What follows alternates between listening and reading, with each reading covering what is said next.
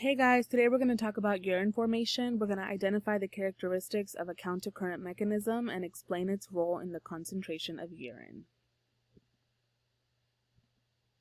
So what is a countercurrent mechanism? It is a mechanism that ensures that the medullary interstitial fluid becomes hypertonic and concentrated urine is produced. Where is it located? It's located in the nephron loop consisting of the descending and ascending limbs. Here's a visual of the nephron loop, also known as the loop of Henle. You see the descending limb, which is thin, and you see the ascending limb, which is thick.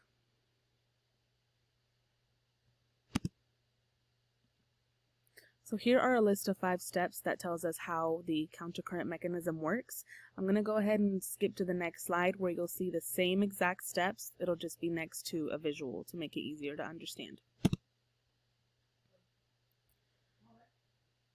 So number 1, there's an active ion pump of the thick ascending limb that pumps sodium chloride into the medullary interstitial, raising the concentration.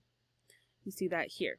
The ascending limb, which is thicker, pumping sodium chloride into the interstitial fluid.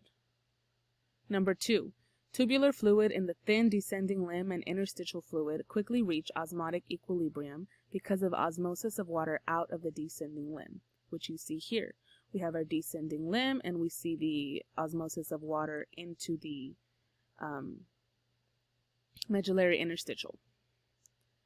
Okay, number 3, because of the additional flow into the loop of Henle from the proximal tubule, here's our proximal tubule, which pushes a fluid into the descending limb.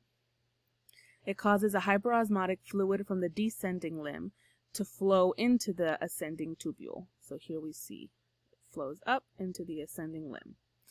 I want you guys to think about water park rides using water pressure to force people through the ride.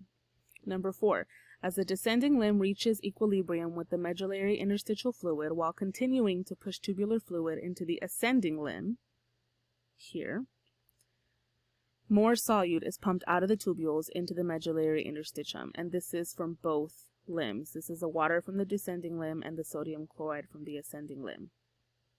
Number 5, all of these steps repeat until eventually raising the interstitial fluid osmolarity to 1200 to 1400, then resulting in concentrated urine.